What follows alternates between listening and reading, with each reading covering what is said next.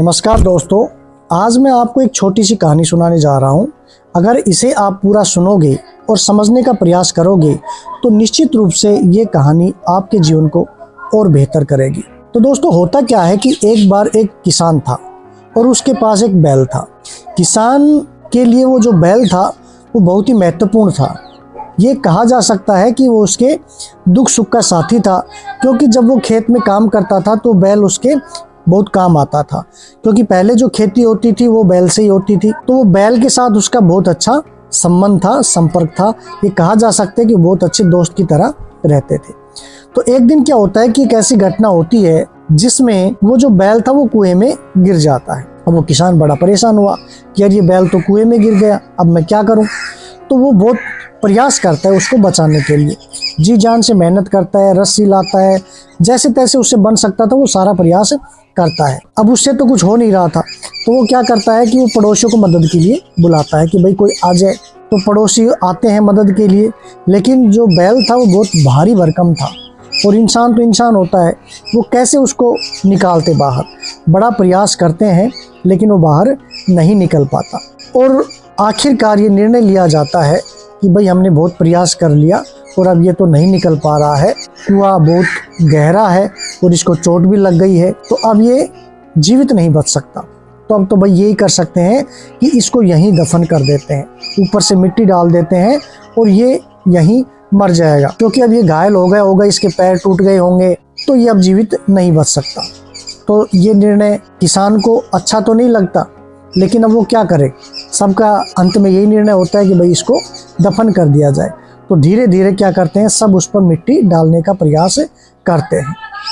मिट्टी डलती रहती है और जैसे जैसे मिट्टी डलती जाती थी तो बैल समझ गया था कि भाई इतनी देर से तो तेरे को बचाने का प्रयास कर रहे थे, लेकिन अब ये निर्णय हुआ है कि इसको यहीं दफन कर दो।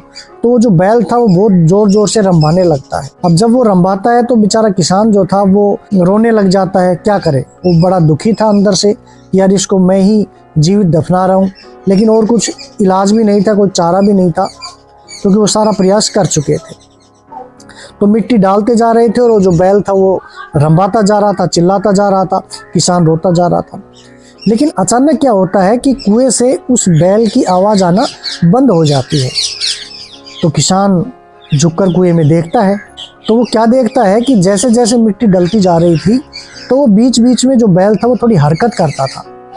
और ध्यान से देखने पर पता चला कि वो हरकत क्या करता था कि जो भी उस पर मिट्टी डलती थी उस मिट्टी को वो थोड़ा सा हिल डुल कर नीचे गिरा देता था और उस मिट्टी के ऊपर खुद खड़ा हो जाता था। मिट्टी गिराई जा रही थी और वो जो बैल था वो क्या करता था, थोड़ा थोड़ा उसको मिट्टी को नीचे गिराता जाता था और ऊपर आता जाता था। और धीरे धीरे अंत में क्या हुआ कि मिट्टी जाती गई और बैल ऊपर आता गया और आखिरकार बैल जो था वो कुएं से बाहर आ जाता है और किसान भी खुश और वो बैल भी खुश। केवल किसके कारण, उस बैल की सकारात्मक सोच के कारण। तो दोस्तों, जिस बैल को हम मूर्ख कहते हैं, मूर्ख का पर्यायवाची मानते हैं, उस बैल ने अपनी समझदारी से, अपने धैर्य से, अपनी सूझबूझ से और अपनी सकारात्मकता से अपनी जान बचा ली। तो दोस्तों, हम इस छोटी सी कहानी से क्या सीख सकते हैं? हम ये सीख सकते हैं कि अगर हमारे जीवन में भी हमें कोई ऐसे दफनाने का प्रयास करे, मतलब दफनाने से मतलब ऐसे हमें जीवन की तरक्की करने से रोकने का प्रयास करे, तो धैर्य नहीं खोना है, समझदारी नहीं खोनी है, सूझबूझ नहीं खोनी है। और समझदारी, सूझबूझ और सकारात्मकता का प्रयोग करते हुए ये जो आपको रोकने की चुनौती रूपी जो मिट्टी है, इसको हरकत करके, हिल डुल करके नीचे गिरानी है और उसके ऊपर खड़े होकर के आपको तरक्की करनी है, क्योंकि यही वो मिट्टी है, यही वो चुनौतियां हैं जो आपको एक दिन सफल बनाएंगे। क्योंकि उस बैल को ऊपर लाने में सबसे ज़्यादा योगदान किसका था? उसी मिट्टी का था। तो आप भी अगर अपने जीवन में सफल होना चाहते हैं तो दोस्तों, आपके विकास में सबसे ज़्यादा जो योगदान होगा वो उन्हीं चुनौतियों का होगा, जो चुनौतियां आपके सामने इसलिए खड़ी की गई थी कि आपको दबाया जा सके, आपको दफनाया जा सके।